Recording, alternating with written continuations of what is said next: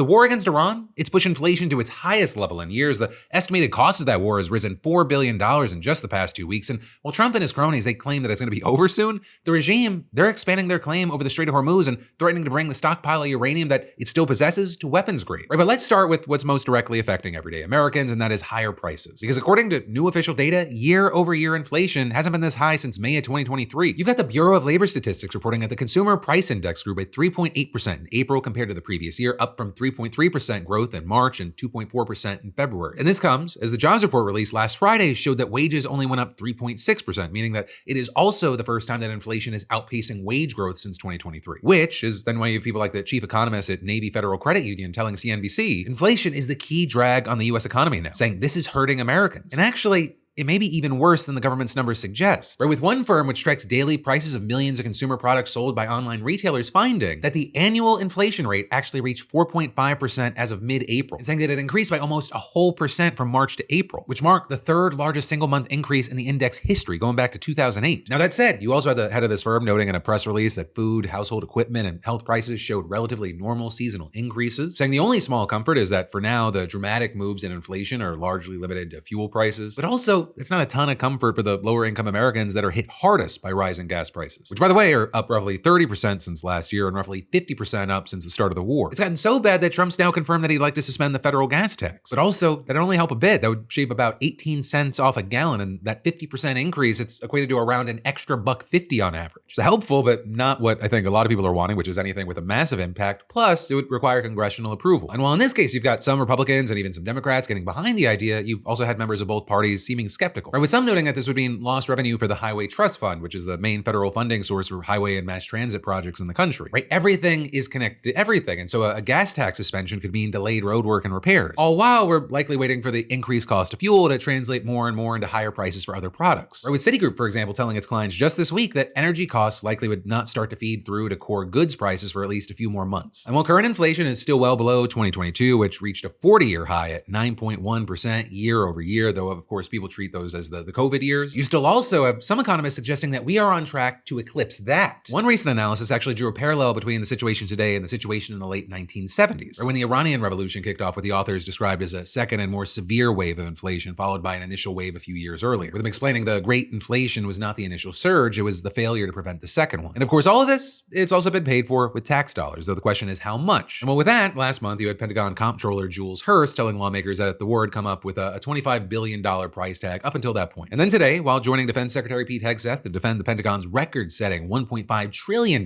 funding request, he said that the number had gone up to $29 billion, and saying that this new estimate was because of updated repair and replacement of equipment costs and also just general operational costs to keep people in theater. And with that, also saying that the number is subject to change depending on both ongoing assessments of the damage and what happens next. Which is an important note because, as we talked about, Trump recently rejected Iran's latest offer as totally unacceptable. And with that, yesterday he said that the ceasefire is the weakest it has been and describing it as being on massive life support. But then today, he said in an interview, it's just a question of time. We don't have to rush anything, and adding, we've wiped out their Navy, we've wiped out their Air Force, we've wiped out their leadership. I think we'll get there with them, and 100% we get the nuclear dust. Right in there, he's referring to Iran's stockpile of nearly 1,000 pounds of uranium that's enriched to 60%. And that's also something that he pretty much has to get out of there if he has any chance of kind of trying to play this off as a win of some sort. But Iran, at least publicly, has given no indication that it's going to let that happen. You had a national security spokesperson in Iran's parliament actually claiming today that if the US or Israel attack Iran again, it would consider enriching this uranium to 90%, which is considered weapons grade. You also recently had a government spokesperson saying Iran is still ready to go after fighting a 40-day war with the world's greatest military power. You had an official with the Revolutionary Guard Corps Naval Forces saying that the regime had expanded its definition of the Strait of Hormuz, saying in the past the strait was defined as a limited area around islands such as Hormuz and Hengam, but today that has changed. The strait has grown larger and has turned into a vast operational area. But then also today you had Hegseth arguing, but ultimately we control the strait.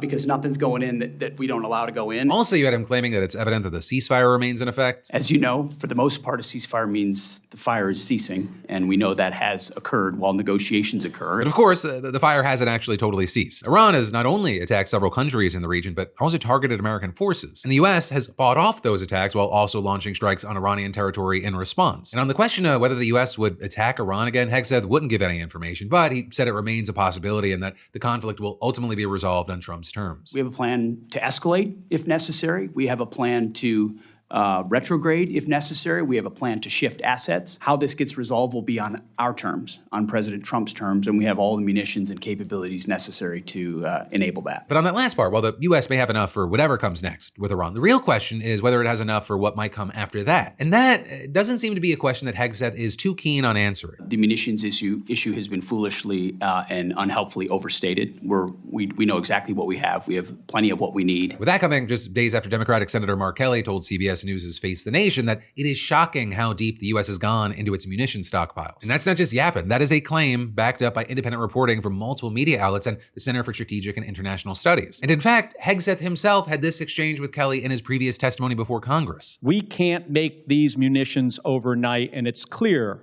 from your budget request that you know that. Can you tell us how many years specifically is it going to take to replace these systems? I think that's exactly the right question, too, Senator, because the time frame we were existing under was unacceptable. Okay, well, and what this budget does, months and years, fast. Years. We're building new plants in real time. So just to replace what we have expended. I said months. And then you said years. It depends on the weapon system. But despite all that, after Kelly's comments on CBS, Hegseth accused him of leaking classified information and announced that the Pentagon would review his actions. With this coming only a few days after an appeals court seemed to reject Hegseth's attempt to punish Kelly for being one of the several Democratic veterans turned lawmakers publicly urging service members to refuse illegal orders. Right, even after a federal judge already ruled earlier this year that the Pentagon's efforts were unconstitutionally retaliatory. And actually had Kelly responding to this latest effort by denying the accusation and sharing the clip of their previous exchange and adding, "That's not classified, it's a quote from you."